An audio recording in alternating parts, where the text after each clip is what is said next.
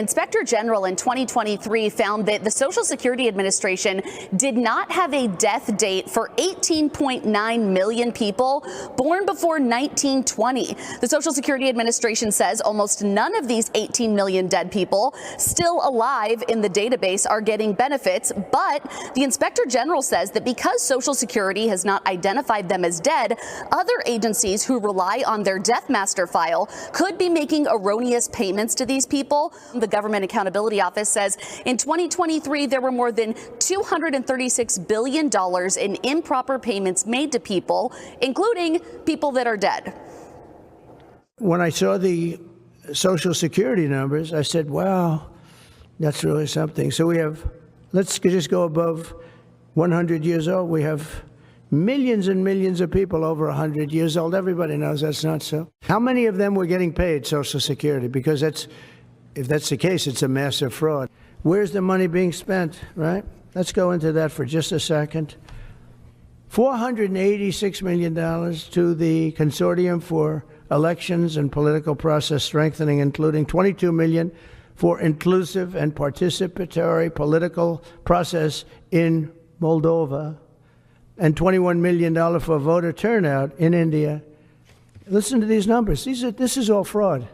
$1.5 million for voter confidence.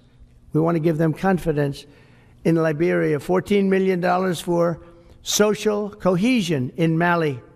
Mr. Chairman, our aid approach has severely harmed our global standing. USAID's humanitarian system is also broken.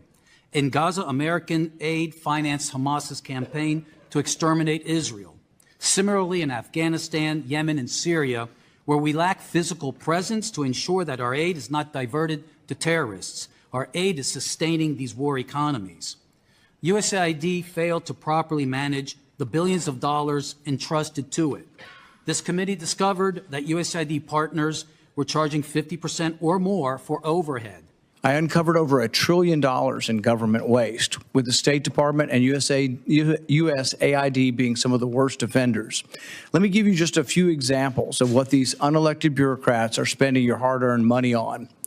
$4.8 million went to Ukraine's public affairs office in Kiev to fund social media influencers.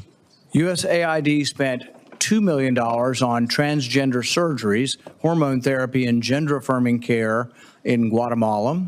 USAID funneled over $54 million to EcoHealth Alliance, funding the very organization linked to the Wuhan Institute of Virology, the likely origin of the COVID-19 pandemic. Disgraceful.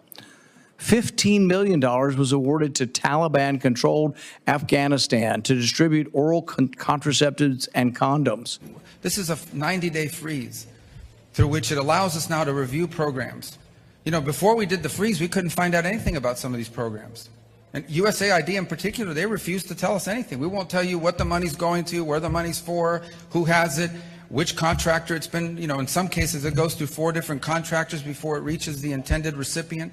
In some cases with USAID, 10, 12, 13%, maybe less of the money was actually reaching the recipient, and the rest was going into the overhead and the bureaucracy. Etc.